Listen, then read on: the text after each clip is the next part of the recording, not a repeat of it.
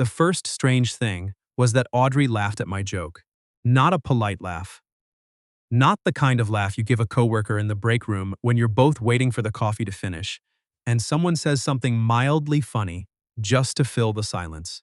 She actually laughed, head tilted back, hand flat on the conference table, the kind of laugh that made two people in the hallway slow down and look through the glass wall to see what was happening. I'd worked at Harmon Creative for 2 years. In that time, I had never once made Audrey Winslow laugh. She was the senior creative director, 34 years old, which I knew only because someone had organized a low-key birthday thing in the office kitchen last March, and there had been a card. She ran the Kellner account, the Bryce Media account, and about half a dozen others that kept the agency's lights on. She had a reputation for being precise, which was a polite way of saying she did not tolerate vague thinking, loose timelines, or people who said, "I'll sort back," without specifying when. I was a mid-level copywriter. I sat 3 rows back from her office. We spoke maybe once a week, usually about copy deadlines, usually over email. We had never had a conversation that lasted more than 4 minutes. So when she laughed at my joke, a stupid half-formed observation I'd made about the client's logo, looking like a thumbs down if you tilted your head, I didn't know what to do with it. "That's exactly what it looks like," she said, still smiling, setting her coffee down. "I've been staring at that thing for 3 weeks and I couldn't figure out what was bothering me." "Someone should tell them," I said. "Someone should absolutely not tell them," she said, and went back to her notes. That was a Thursday afternoon in October. I didn't think much of it afterward. She'd smiled, I'd smiled, we'd both moved on. That was the end of it. Except it wasn't. The agency had its fall client dinner 2 weeks later. It was one of those things where attendance wasn't technically mandatory, but your absence would absolutely be noticed. The restaurant was in Midtown, one of those places with low lighting and a menu that doesn't list prices, and the agency picked up the tab for drinks because enough partners had learned the hard way that people talk more openly after a glass of wine. I went because I always went. I'm not particularly social at these things, but I'm good at listening, which in my experience is a more useful skill at a work dinner than being entertaining. I ended up seated near the end of the table, which was fine. I had a decent conversation with one of the account managers about a documentary he'd been watching. The food was good. The wine was better than usual. Around 9, I noticed that the table had split into its natural clusters. The senior partners at one end doing what senior partners do, the junior staff at the other end, and Audrey sitting somewhere in between, talking to a client I recognized from the Kellner team. She had a glass of red wine and she was nodding at something he was saying, and she looked calm and professional and completely in her element. An hour later, I was near the bar getting water when I saw her again. She was standing slightly apart from the group, phone in one hand, the other pressed flat against the wall. Not in a dramatic way. Just still. The kind of still that made me look twice. "Hey," I said, because I was right there and it would have been strange not to. "You okay?" She looked up. Her expression shifted. Not embarrassed exactly, but like she'd been caught doing something she hadn't planned on anyone seeing. "Fine," she said. Then, a beat later, "I think I drank that last glass faster than I realized." I looked at her more carefully. Her cheeks were flushed. She was standing with one hand on the wall, not for casual effect, but because she was using it. "How are you getting home?" I asked. "I'll get an Uber." "Okay." I paused. "Where do you live?" She named a neighborhood on the Upper West Side. I lived 12 blocks from there. I don't know why I said what I said next. It wasn't strategic. It wasn't calculated.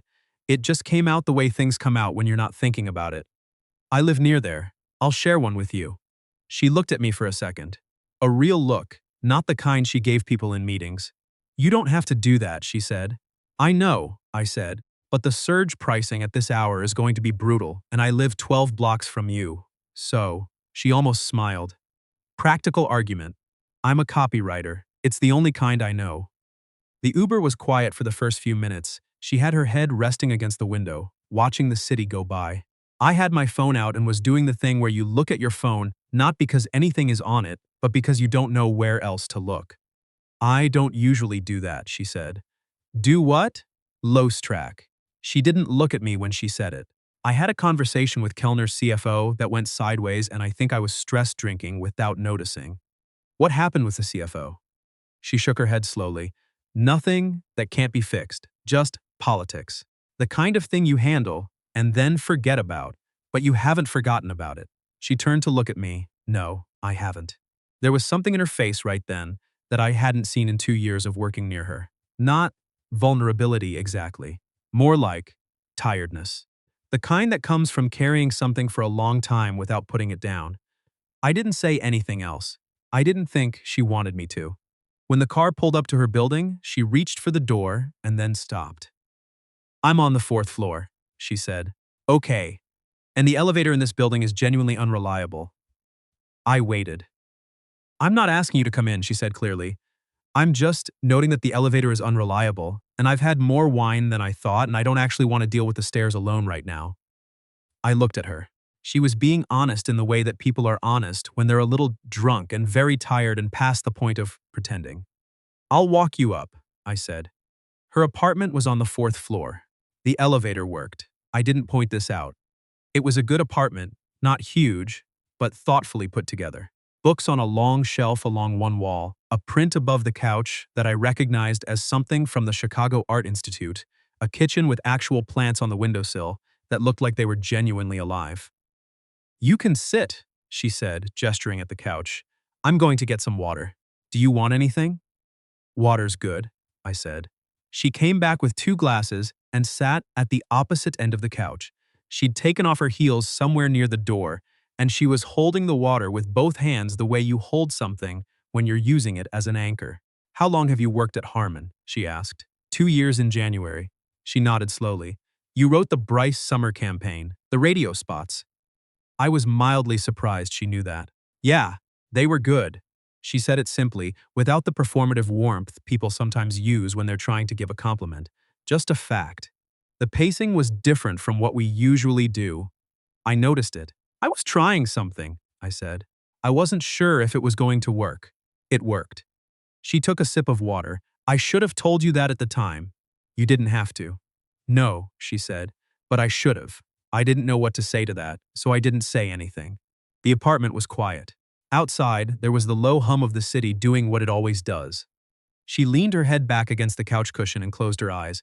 You should probably sleep, I said. I'm not tired, she said, which was so obviously untrue that I almost laughed. You're asleep. I'm resting my eyes.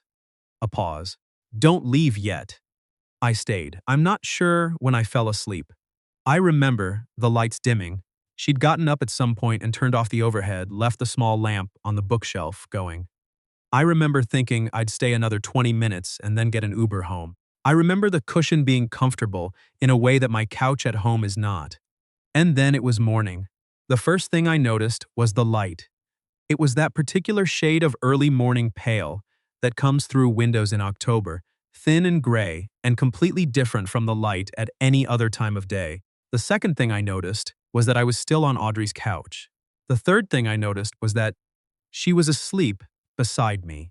Not beside me like we'd planned it. Beside me, the way it happens when 2 people fall asleep in the same space and drift toward each other without knowing they're doing it. Her head was resting against my shoulder. My arm had somehow ended up around her, loosely, the way an arm gets positioned when a person shifts in sleep and ends up somewhere they didn't intend. I did not move. I'm going to be honest about this. I didn't move because I didn't want to wake her, which was true, but it wasn't the only reason. The other reason was that I was having one of those very still, very quiet moments where your brain hasn't fully come online yet, and you're just existing in whatever is in front of you without analyzing it. What was in front of me was this: early morning light, a quiet apartment, a woman who ran 3 major accounts and didn't suffer fools and had never once laughed at anything I'd said until 3 weeks ago, sleeping with her head on my shoulder. I thought, this is a strange situation, I thought. I should figure out a way to handle this without making it strange. Then she moved. Not much. Just the small shift of someone coming up from a deep sleep. Her breath changed. Her shoulders tensed slightly, and then she lifted her head. She looked at me. I looked at her. Neither of us said anything for a moment that lasted considerably longer than a moment. Good morning, I said, because someone had to say something and that was the least incendiary option available. She blinked. Then she looked around the apartment, the lamp still on, the gray light at the windows, the water glasses on the coffee table, and then back at me. "I fell asleep on you," she said. "You did. You fell asleep too." "I did." She sat up fully, pulling her knees to her chest. Her hair was down now. She'd had it up at the dinner and it must have come loose at some point. She looked different, not worse, just different. "I'm sorry," she said. "You don't need to apologize." I fell asleep on a coworker's shoulder. "You fell asleep on your own couch," I said. "I was a guest who also fell asleep. If anything, I should apologize for not going home." She looked at me with an expression that was hard to read. "You stayed because I asked you to. You said don't leave yet. And you didn't." "No," I said, "I didn't." Something passed across her face. I didn't try to name it. She unfolded herself from the couch and stood smoothing her shirt. "I'm going to make coffee. Do you want coffee?" "Yes," I said. "Please." She made good coffee. I don't know why this surprised me, but it did. She used a pour-over, which takes longer than a drip machine, and she did it with the same focused attention she brought to everything else, measuring the grounds, checking the temperature of the water, not rushing any of it. I sat at the kitchen island and watched her and didn't say anything because the silence felt okay. "I have a 9:30, she said, not turning around. "I have a 10, so we have some time." "We do," I said. She poured 2 mugs and set one in front of me and leaned against the counter with hers. She was looking at me with that assessing expression, the one she wore in meetings when she was deciding how much of a thing to say. "Can I ask you something?" she said. "Sure. Was last night awkward for you?" I thought about it. Actually thought about it, instead of just saying whatever would make the conversation easier. "No," I said. "Not really." She tilted her head slightly. "Why not?" "Because nothing happened," I said. "And even if something had, I think it would have been, I don't know." "Fine, fine," she repeated, with a slight edge that might have been amusement. "That came out wrong." "Did it?" "I meant that it wouldn't have been a disaster," I said. "It wouldn't have been something I regretted." She was quiet for a second. Then, "That's a careful way to put it." "I'm a copywriter," I said. "I'm careful with words." She looked at me over the rim of her mug. There was something in her expression that I hadn't seen before. Not the directness from meetings. Not the tiredness from last night. Not the careful professionalism she wore like a second skin. Something else. Something that looked, if I had to name it, a lot like genuine curiosity. "I've worked at Harman for 6 years," she said. "In that time, I have not once had a coworker stay over, even innocently, and then sit in my kitchen the next morning looking completely unbothered. Is that a compliment?" "I'm not sure yet," she said. "Let me know when you figure it out." The corner of her mouth moved, not a full smile. Something quieter than that. "You're different in the morning," she said. "How so?" "Less careful." She paused, like the version of you I'd get to see if we'd met somewhere other than an office. I didn't have a ready answer for that. I picked up my coffee and took a sip and let the sentence sit in the air between us. "What happened with the CFO?" I asked. "The thing you said went sideways." She sighed. "He wants to pull the digital component of the Kellner campaign and put that budget into print, which is the wrong call. Obviously the wrong call. Print is not dead, but it's also not the right tool for where Kellner is trying to position themselves." She set her mug down. "He's not wrong that the numbers on our last digital push weren't exceptional, but the execution was the issue, not the medium." "What was wrong with the execution?" She looked at me. "Why?" "Because I'm curious. You're off the clock." "I'm also in your kitchen," I said. "I think we're past strict professional boundaries." She almost smiled again. The targeting was too broad. We were trying to speak to everyone, which meant we were speaking to no one. So narrow the audience. That's exactly what I want to do. But convincing Harman that we should invest more in a medium that underperformed last time, rather than retreating to what's comfortable. She shook her head. "What does the Kellner brand actually want to feel like?" I asked. She paused. Then, slowly she said, "Like something that was made for you specifically. Not mass market. Not aspirational in the generic sense. Like someone understood exactly who you are and built this around that." "Then the problem isn't print versus digital," I said. "The problem is that your last digital campaign didn't feel personal. So the CFO is drawing the wrong conclusion from the right observation." She stared at me. "What?" I said. Yes, that's exactly the reframe I needed." She picked up her mug again, thinking, if I go in with "our execution was off," I sound defensive. If I go in with the data shows that personalization drives conversion, and here's how we fix it, that's a different conversation entirely. It is?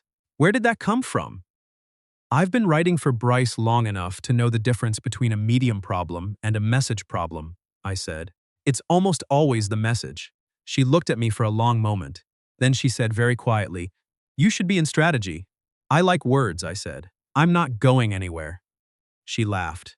A small one, not like the one in the conference room 3 weeks ago, but real.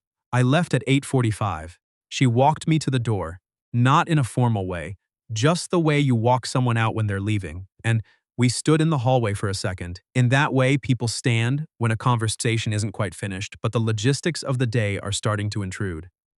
"Thank you," she said, "for last night. For this morning, you don't have to thank me." "I know," she said. "I want to." I nodded. Started toward the elevator. "Hey," she said. I turned. She was leaning against the doorframe with her arms crossed, and she had an expression that was somewhere between careful and something else I couldn't entirely name. "After I deal with the CFO situation," she said, "would you want to get dinner? Not a work thing, an actual dinner."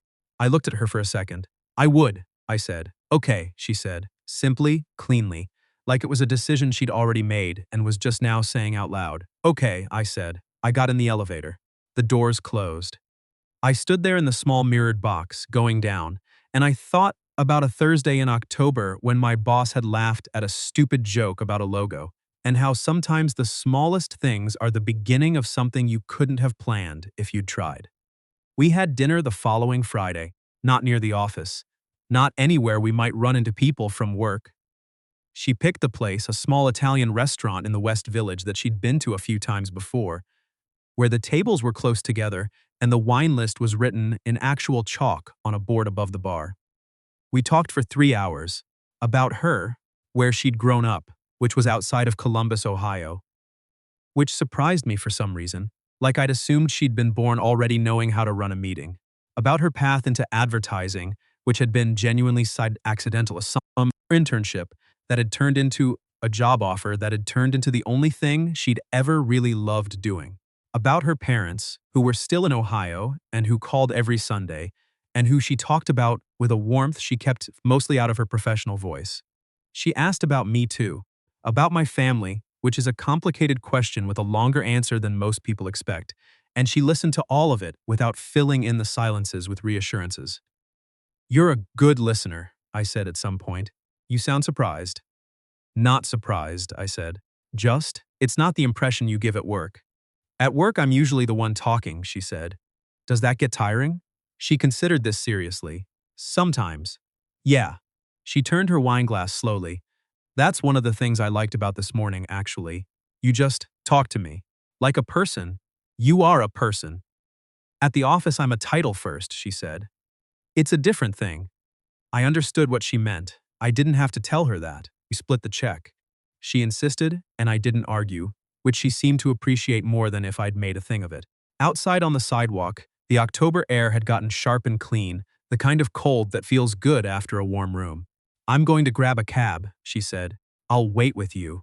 We stood on the corner, and the city did its thing around us, and a cab pulled up within a minute, which in my experience is either a good sign or means nothing at all. She opened the door and then she turned. "Same time next week?" she said. I smiled. "Yeah." "Good." She got in. The cab pulled away.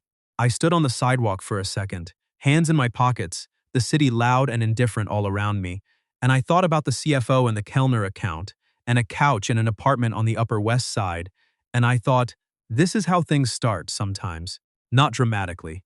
Not with a plan. Just with a strange Thursday in October when someone laughed at the wrong moment, and you were both paying enough attention to notice.